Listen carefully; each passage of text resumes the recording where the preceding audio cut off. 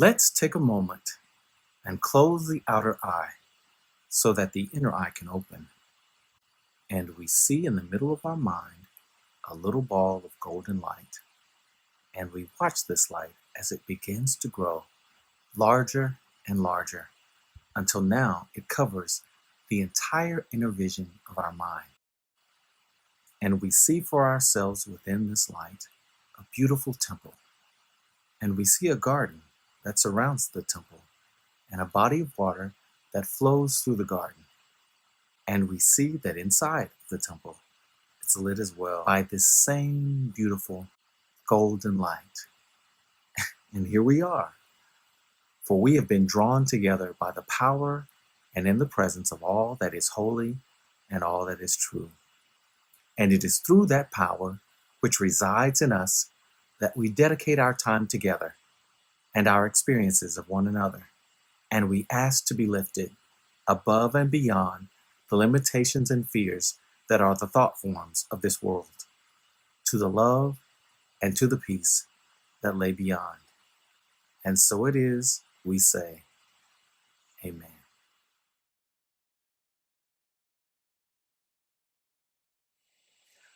I'd like to begin this afternoon by celebrating healing. We're in a season of human history that my spiritual friends refer to as the shaking before the sifting. In previous seasons, many of us who do the work of raising our consciousness and calling our communities to a place of healing, we could delegate our responsibilities to trusted institutions. For better or for worse, historically, we've been able to rely on something or someone to do the work for us. I'm celebrating the fact that even though most of these institutions that we've chosen to delegate our healing work to, while they've been unsuccessful in fulfilling these unreasonable expectations, many healers have found their voice to reclaim their space, roll up their sleeves, and spread love one heart at a time. Now, as much as I would like to stay in the vein of celebration, for the short duration of this talk, I found that this hands-on, one-on-one work is far more interesting. And so I'll share what healing looks like in my corner of the universe.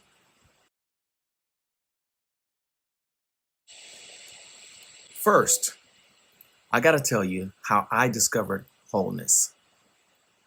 I found wholeness in disruption through trauma. When my ordinary life got away from me, that's when I found wholeness. That's when I traded heartache for healing. So I thought I was going to meet with therapists, counselors, and support groups who embrace belief and help me continue to grow in my healing. But that's not what happened. I didn't realize it at first, but by looking back and remembering my recovery in slow motion, I finally discovered the disconnect. And here it is. These professionals were so steeped in the traditions and theories of Sigmund Freud that they had no place for belief. Even though I was somewhat familiar with Freudian theory and philosophy, I had no reason to give it much consideration. But when I found myself in desperate need of healing, all of a sudden, the shortcomings of Freudian thought and ideology became crazy important to me. Using the teachings of Carl Jung, on the other hand, and the application of Joseph Campbell and his book, The Hero's Journey, I quickly discovered that an applied belief system not only has an important role to play in my own healing, but also in any therapy designed to address disruption and repair brokenness. Now, most of my friends are Black men in the conservative American South. That's where I am now, Huntsville, Alabama. I was born and raised here, but moved away for work and recently moved back. Here, in this conservative American South, Black men are born into a traumatic system of institutional racism. This trauma hides in the souls of Black folk and reflects in every cultural expression. But our common experience with this year, 2020, has brought this dormant trauma to the surface. Now, Black men all over the South are either depressed, traumatized, unemployed, homeless, or even hopeless. The events of 2020 seem to come to break us, but not me. 2016 broke me. It was awful. I was in a bad place. I was at my rock bottom. It was the spring of that year that my father passed away on a Wednesday, and I had to bury my murdered best friend 3 days later.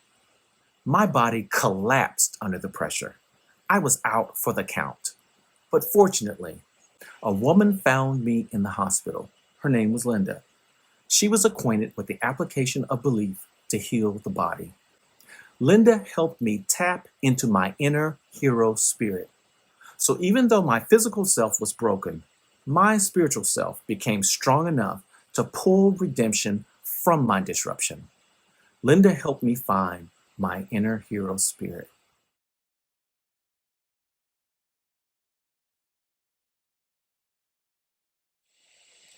As a Black man of faith in the conservative American South, my reference point for success used to be the American businessman. I've heard it my whole life. Get educated, get experience, get your success. But my reference point for wholeness was never a rich white guy. The belief of my father and ancestors was way too strong for that. My wholeness was born from a story that took my family through wars and over oceans, from tenant cotton fields into generational wealth. So as I lay in that ICU ward in the spring of 2016, it was critical that I come in contact with a social worker who was acquainted with belief as an important healing ingredient, if not intimately, casually, so that as she began to quote her favorite psalm to me, I began to believe a report that was in direct conflict with everything my doctors and nurses said about me and my prognosis. Now, advocating for other individuals who are managing chronic illness, I've come to learn that any trauma that we experience in life, directly or indirectly, remains dormant in our bodies until it is triggered by some kind of disruption. This disruption must then awaken all the trauma asleep in our bodies, just as the hero must awaken the dragon inside the castle. And from the hero stories, we know when that dragon is stirred, fear floods the castle with a tepid water containing decaying bodies of memories throughout our consciousness. There was a time when Freud was cutting edge in the field. And once you're trained one way in something, who's trying to go beyond it? But in 2020, we can no longer afford to stop with Freud. He doesn't go far enough. We need a methodology that goes deeper, because that's where our wounds are. We must go beyond the ego into the soul. We've got to leave the safety of the status quo and be willing to dive into the water after those we care for, who are in the midst of disruption in a state of chaos. That's where I was in 2016, and that's where almost all of my peers are now in 2020. Jordan Peterson describes disruption as chaos. From this description, we know that disruption is the event or sequence of events that kicks you far out of the status quo, out of safety, so that you can't predict from moment to moment or from day to day what's going to happen. Whether it's police brutality or hopelessness, in the middle of a racist government response to a global pandemic, the typical condition of existence for Black men in the American South is chaos. However, with Peterson's help, we discover a pattern for the hero that has been extrapolated from sacred scripture and projected into popular media. That's what we call the hero's journey. This journey takes the hero from order into chaos. and into a confrontation with a dragon for a fight to the death, into the resurrection of the body or identity, then back home with a prize of redemption. Using these lessons, we can tap into our own memory of health and wellness at the core of every belief system in the universe. In the article accompanying this talk, I'll explain this process in great detail. But for you this afternoon, I can go ahead and sum up these lessons in 4 points. First, from the hero, we learn that the one who is willing to confront chaos and evolve as disruption demands, he is also the one most likely to find wholeness, while the world around him remains in chaos. Second, from the journey, we learn that when traditional institutions and approaches fail, it is the belief-grounded individual who is likely to thrive. Third, from the disruption or dragon, we learn that confronting what terrifies us the most teaches us our greatest lessons. And finally, from the resurrection, we learn that when your world falls apart and you find yourself somewhere new, that new place is surrounded by opportunities that will bring you everything you need, not only to survive, but thrive.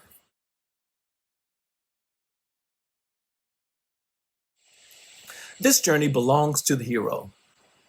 We're all wired for fight or flight, but often in the face of disruption, we find ourselves in a third realm of fright. In our fear, we're paralyzed, frozen, totally reasonable for the Freudian advocate under the circumstances. However, using the space that Jung provides, the hero knows that as strong as the dragon is, he is no match for the force that empowers the hero from within. Although disruption disturbs our way of thinking, it gives us the opportunity to learn new strategies, or as neuroscience tells us, disruption creates neural pathways that illuminate strategies with broader perspectives for healthy living. Now, here's a sticking point. The great challenge for employing belief instead of pure Freudian psychoanalysis is this: belief is subjective. It belongs uniquely to the would-be hero. How then do you facilitate the use of a belief system that you don't share or even have access to? Such a great question. I'm going to reiterate it. If belief is subjective and belongs only to the would-be hero, how do you facilitate the use of a system that you do not have access to? The answer comes from Brene Brown, and I'm paraphrasing. She says, in order to empathize with someone else's experience, you must be willing to believe them as they see their experience and not how you imagine it to be. Therefore, as we profess empathy as our great value, and the goal of our work with an individual is to help that individual find wholeness, then it doesn't matter what you, the healthcare worker, believes. It only matters what the individual believes. You don't need to accept as true or even plausible what the individual's belief is. You only need to encourage that individual to use what he or she believes and then help them apply that belief to their situation. Now, here is also where race and racism comes into play. For generations in our country, the medical profession has famously been unwilling to see Black people as people. When we meet with healthcare professionals, often our statements aren't seen as credible, our experiences are not seen as legitimate, and our pain is not seen as real. We're the guinea pigs of the nation. But this failure to see us not only hampers the health of the Black community, but it also affects the health of all communities. This concept has only recently been generally accepted by healthcare professionals in America. Part of the reason why our country has yet to develop a national response to the COVID crisis is that it was initially believed that COVID only affected Blacks and others who were not deemed to be politically valuable. But what we now know is that unless the entire body is healed, the whole body remains sick. Here again, if our methodology was broad enough to include belief, We could have learned this lesson generations ago, because in the realm of belief, of course the entire body is connected. Beyond basic survival and general body health, belief gives us new ways of looking at old problems, wherein lie every vaccine and cure to diseases yet discovered. Belief moves us from a reactive public health methodology to one that sees ahead and plans for unguessed crises, even before the disruptions emerge. As a healthcare worker and advocate myself, once I discovered my own healing and the genius in my wound, I sought out others who were seeking wholeness. In the process, I discovered the more I led others into healing, the more I understood the healing power within all of us, waiting to be activated. I call this understanding wound intelligence. The more we are willing to see others in this healthcare work as we see ourselves, the more understanding and wisdom we find, not only to help our peers, but also to help ourselves remain in a state of wholeness. I now accept that just as disruption awakens trauma, a proper response to disruption awakens healing. I believe, from my experience, first as a patient, then as a healthcare worker and an advocate, that regardless of who you are or where you're from, what you've done or what has happened to you, wholeness is a reality within your reach. But believing is a necessary part of the discovery process. My joy in discovery is encapsulated in this post I found on my timeline the other day. This is what it said. Sometimes you have to let go of the picture of what you thought life would be like and learn to find joy in the story you are actually living. I call this acceptance.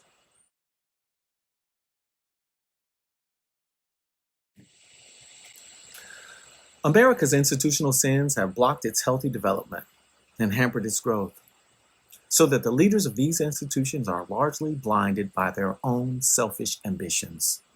Otherwise, we could have been using sacred text this whole time, not for reasons of personal piety or even historical accuracy, but as a guide for the soul's existence on this darkened planet. For this reason, my foundational principle in the work of healthcare advocacy isn't love, it's social justice. I believe that wholeness comes as a prize for engaging relentlessly in the fight for justice. I always have. I just wasn't strong enough to instigate it because I was born into cultural brokenness. I was robbed of my wholeness before I was even a living soul. But accepting my healing and leading others into wholeness has awakened the hero inside me. Now I trust the hero's journey to lead me first into wars with unknown dragons, but then into unguessed possibilities of health and wellness. And here, in the year 2020, whether you believe me or not, we should be willing to try what we haven't considered in order to help people who are dealing with what we never conceived. For no man is an island, entire of itself. Every man is a piece of the continent, a part of the main. Thank you.